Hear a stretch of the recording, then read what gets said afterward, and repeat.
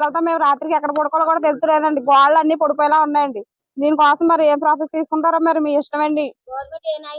Government ఏ న్యాయం చేస్తలేదు. ఇల్లు తీసేసలేదు, ఎక్కడైనా స్థలాలు అయితే ఎక్కడైనా ఎడతాం కదండి. ఎక్కడా లేక మాకు ఇక్కడ ఎడుతున్నామండి పిల్లలతోని.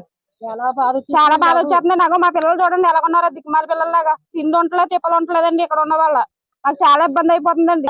ఎవరైనా గెలిస్తే ఎలా కొట్టున్నారు అలా గెలిపోతుంది. గెలిపించేదాకా కాళ్ళు పెట్టుకుంటున్నారు, అంకినారా జుట్టు పెట్టుకుంటున్నారు. గెలిపించిన తర్వాత మమ్మల్ని ఏం చేస్తలేదండి. లేని పవన్ కళ్యాణ్ గెలిపితే మా బతుకులు అలాగే ఎడుతున్నాయండి.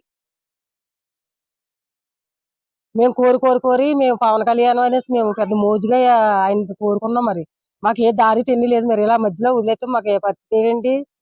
అప్పుడే 5 రోజులు బట్టి ఇలా ఇబ్బంది పడుతున్నాం కదా. చాలా నైట్ టైంలో ఏం జరుగుతుందని కూడా మాకు కూడా తెలియదండి. అంత భయంకరంగా ఉంది. 2 బిడ్డలు, నా భర్త, నేను, నలుగురు బతకాలండి. మేము నా పేరున అన్నది ఏమీ లేదు సార్ మాకు.